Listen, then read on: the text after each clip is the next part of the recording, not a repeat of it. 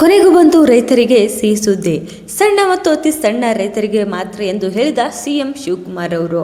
ಇದೀಗ ಸಿಎಂ ಅವರು ಜಿಲ್ಲಾಧಿಕಾರಿಗಳು ಮತ್ತು ಜಿಲ್ಲಾ ಪಂಚಾಯತ್ ಮುಖ್ಯ ಕಾರ್ಯನಿರ್ವಹಣಾಧಿಕಾರಿಗಳೊಂದಿಗೆ ಮಾತನಾಡಿ ಹೊರಡಿಸಿದ ಆದೇಶ ಇಲ್ಲಿದೆ ನೋಡಿ.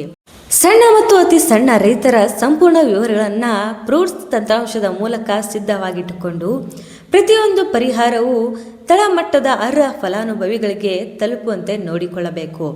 ಅಧಿಕಾರಿಗಳ ಬೇಜವಾಬ್ದಾರಿಯಿಂದ ಅಥವಾ ತಾಂತ್ರಿಕ ಲೋಪದಿಂದ ಯಾವುದೇ ಒಬ್ಬ ರೈತರಿಗೆ ಬೆಳೆ ವಿಮೆ ಸಿಗದೇ ಇರುವುದು ಅಥವಾ ಪರಿಹಾರ ವಂಚಿತರಾಗದೇ ಇರುವ ಪರಿಸ್ಥಿತಿ ಉದ್ಭವಿಸಬಾರದು.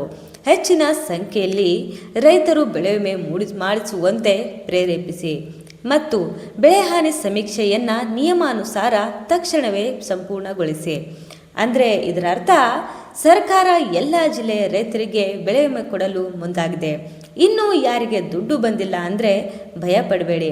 ಸರಿಯಾದ ದಾಖಲೆಗಳೊಂದಿಗೆ ನೀವು ಅರ್ಜಿಯನ್ನು ಸಲ್ಲಿಸಿದೆ ಆದರೆ ನೀವು ಸಣ್ಣ ಮತ್ತು ಅತಿ ಸಣ್ಣ ರೈತರೇ ಆಗಿದ್ದರೆ ಖಂಡಿತ ಬೆಳೆ ವಿಮೆ ಸಿಗಲಿದೆ. ಅಷ್ಟೇ ಅಲ್ಲ, ಇಲ್ಲಿ ಸಿಎಂ ಶಿವಕುಮಾರ್ ಅವರು ಬೆಳೆಹಾನಿ ಪರಿಹಾರದ ಬಗ್ಗೆ ಕೂಡ ಮಾತನಾಡಿದ್ದಾರೆ. ಅಂದರೆ ಇನ್ಮೇಲೆ ಬೆಳೆಹಾನಿ ಪರಿಹಾರವು ಕೂಡ ಅರ್ಹ ರೈತರಿಗೆ ಸಿಗಲಿದೆ. ಅಂದರೆ ಸಣ್ಣ ಮತ್ತು ಅತಿ ಸಣ್ಣ ರೈತರಿಗೆ ಸಿಗಲಿದೆ. ಆದರೆ ಎಷ್ಟು ಬೆಳೆಹಾನಿ ಪರಿಹಾರ ಸಿಗಲಿದೆ ಅಂತ ಅವರು ಇಲ್ಲಿ ಮೆನ್ಷನ್ ಮಾಡಿಲ್ಲ.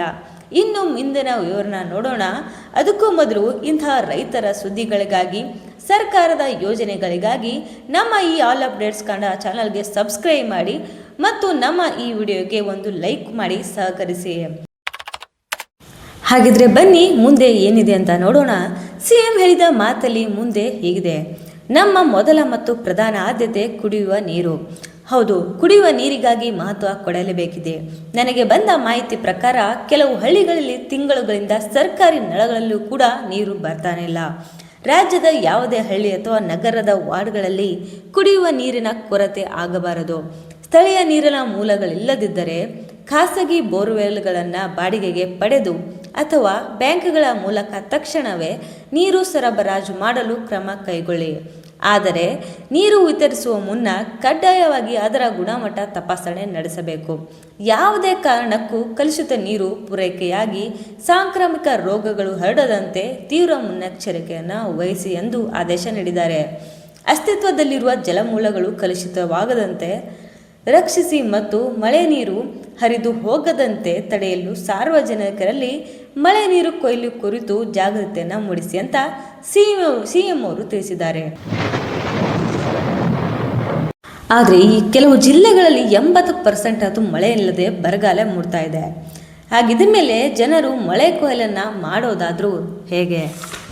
ಅಷ್ಟೇ ಅಲ್ಲ, ನನಗೆ ಬಂದ ಮಾಹಿತಿ ಪ್ರಕಾರ ಕುಡಿಯುವ ನೀರಿಗಾಗಿ 5 ಕೋಟಿ ಹಣವನ್ನು ಮೀಸಲಿಡಲಾಗಿದೆ ಅಂತ ತಿಳಿದಿದೆ. ನಿಮಗೇನಾದರೂ ಇದರಿಂದ ಸಹಾಯ ಆಗಿದೆಯಾ? ನಿಮ್ಮಲ್ಲೂ ಕೂಡ ನೀರಿನ ಕೊರತೆ ಇದೆ ಅಂತ ನಿಮ್ಮ ಅನಿಸಿಕೆಯನ್ನು ಕಮೆಂಟ್ ಮೂಲಕ ತಿಳಿಸಬಹುದು.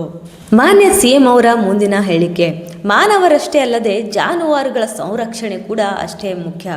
ಅಗತ್ಯವಿರುವ ಕಡೆಗಳಲ್ಲೆಲ್ಲ ತಕ್ಷಣವೇ ಮೇವಿನ ಬ್ಯಾಂಕ್ಗಳು ಹಾಗೂ ಗೋಶಾಲೆಗಳನ್ನು ತೆರೆಯಿರಿ. ಹಸಿವು ಮತ್ತು ನೀರಡಿಕೆಯಿಂದಾಗಿ ರಾಜ್ಯದಲ್ಲಿ ಒಂದೇ ಒಂದು ಜಾನುವಾರು ಕೂಡ ಸಾಯಬಾರದು. ಸರ್ಕಾರದ ಎಲ್ಲ ಪರಿಹಾರ ಕ್ರಮಗಳು ಜನರನ್ನ ನೇರವಾಗಿ ತಲುಪಬೇಕು. ಬರದ ತೀವ್ರತೆಯ ಬಿಸಿ ಸಾಮಾನ್ಯ ಜನರಿಗೆ ತಟ್ಟದ ಹಾಗೆ ಅವರನ್ನ ಆಡಳಿತ ಯಂತ್ರವು ಕೈ ಹಿಡಿಯಬೇಕಾಗಿದೆ. ಇದಿಷ್ಟು ಆದೇಶಗಳನ್ನು ನಮ್ಮ ಮುಖ್ಯಮಂತ್ರಿಯವರು ಜಿಲ್ಲಾಧಿಕಾರಿಗಳು ಮತ್ತು ಜಿಲ್ಲಾ ಪಂಚಾಯತ್ ಮುಖ್ಯ ಕಾರ್ಯನಿರ್ವಹಣಾಧಿಕಾರಿಗಳೊಂದಿಗೆ ವಿಡಿಯೋ ಸಂವಾದವನ್ನು ನಡೆಸಿ ಸಮಾಲೋಚನೆಗಳನ್ನು ನಡೆಸಿ ನೀಡಿದ ಆದೇಶಗಳಾಗಿವೆ. ಸೊ ಕಾದು ನೋಡೋಣ ಸರ್ಕಾರದ ಮುಂದಿನ ಹೆಜ್ಜೆ ಏನಾಗಿರುತ್ತೆ ಅಂತ.